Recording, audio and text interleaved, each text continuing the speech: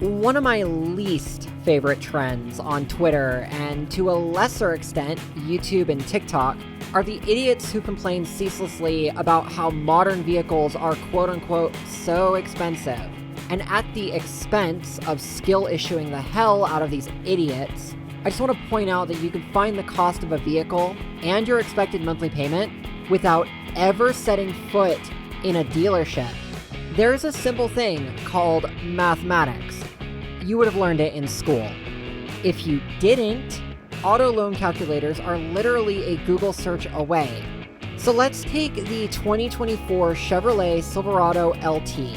MSRP is about $51,300 right now, which is mid-tier for an American truck. Let's say we put $6,000 down and take a loan at a 6% interest rate. That is a lot of interest, by the way. A 6-year loan will set us back $750 a month, but we'll also pay an extra $8,000 in interest over the life of that loan. Now, if it's only a 4-year loan, we will pay just over $1,000 every month, but we'll only shell out $5,700 in interest payments over that same loan. So paying more money each month means paying less interest overall, something most people with common sense are aware of.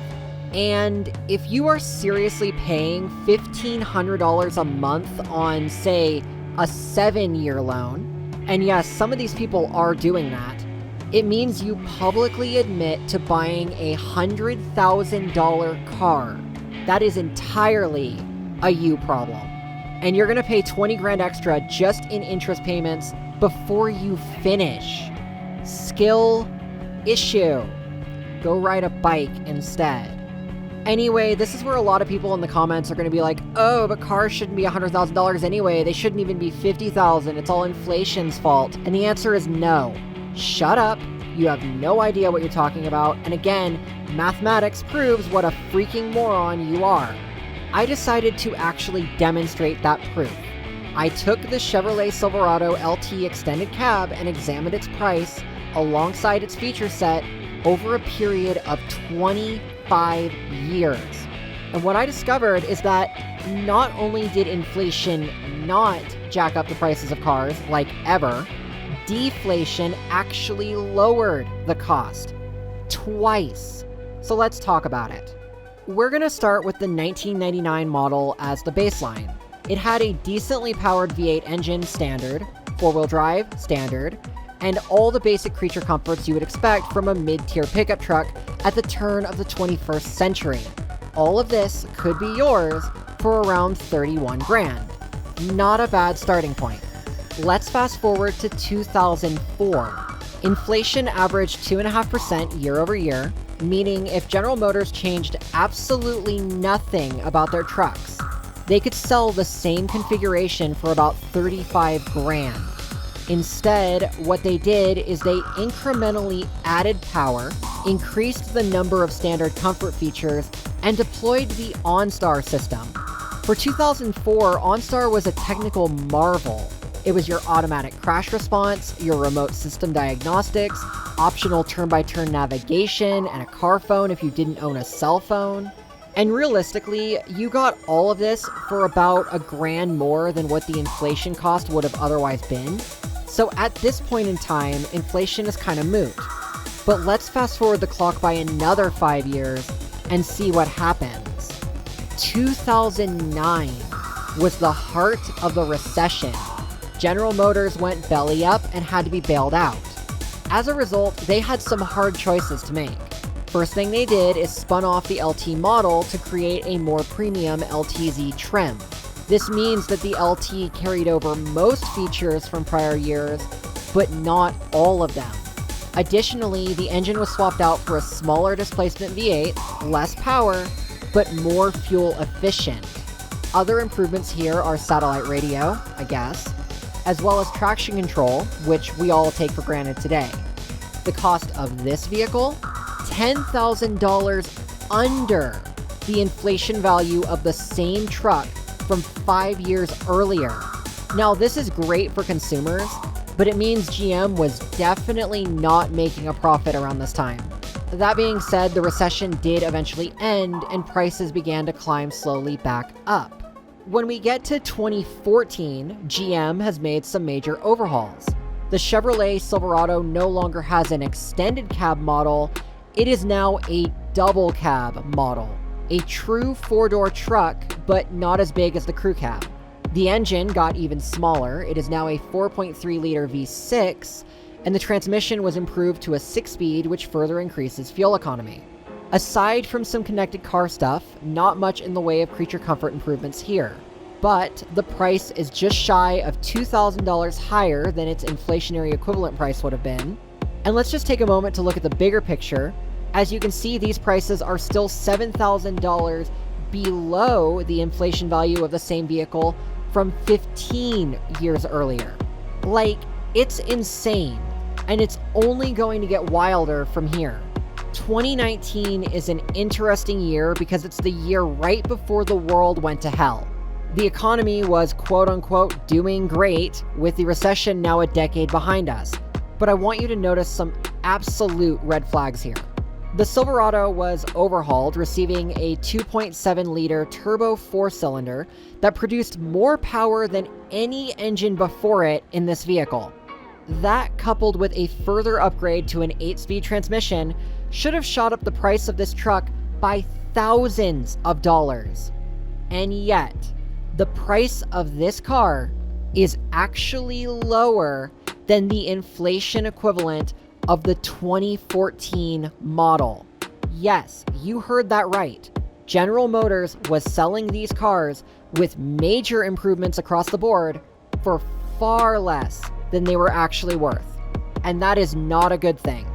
Again, consumers benefit, but the automaker does not.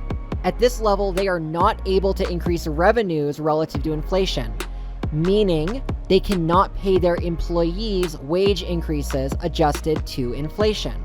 When you cannot pay your employees relative to inflation, they buy fewer products. Other businesses lower prices to compensate. The economy slows down, and that's when the layoffs start. This should have been a warning sign of another recession, long before the 2020 pandemic tanked the economy. So before we move on, we do need to make this point abundantly clear. They say hindsight is 2020, and it's ironic given what did happen, but economists now are pretending that everything was rosy and perfect in the last administration, when, if you go back through the public record, they themselves were singing a much different tune. If anything, the pandemic was a silver bullet to deflect from the fact we were about to repeat 2007 and 2008, and the powers that be were able to absolve themselves of responsibility just in time that the next administration could clean up their mess. Really makes you think now, doesn't it? But that is not to say the pandemic wasn't a complete disaster. Inflation went up 22% in 5 years, which is a 4.4% a year increase, and that is pretty damn fast. Supply chain issues made it harder to build cars, let alone sell them, since nobody was driving. Yet what is craziest above all else is that in spite of everything, the auto industry finally, after 15 years, rallied. The cost of vehicles went back up to what could be expected, and this is still significantly less than inflation, even now. See, the 2024 double cab refined the Turbo 4, adding nearly 100 pound-feet of torque, and then the engineers went on to add so many advanced features to the vehicle. Push-button ignition, auto start-stop, forward collision assist, automatic emergency braking, a massive touchscreen infotainment system like you'd find in any luxury vehicle. They even made trailer packages standard on this trim.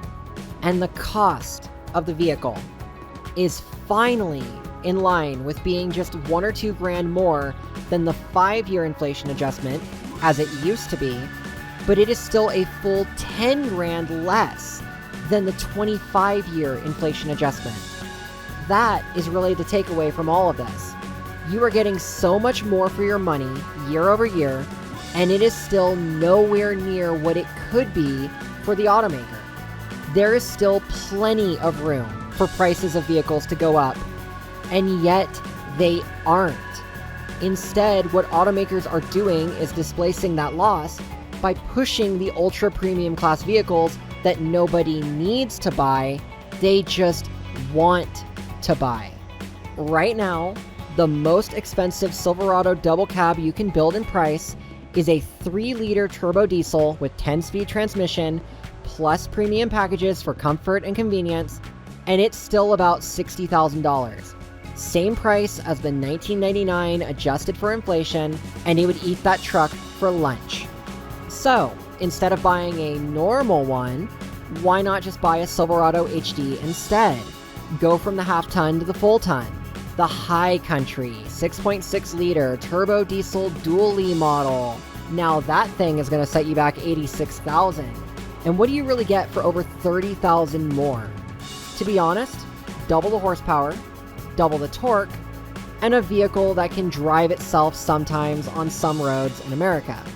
Meaning that unless you plan to literally pull a train car with one of these things, you will never fully use the capabilities of it. And yet, which one does the average American continue to buy? Chew on that for a while.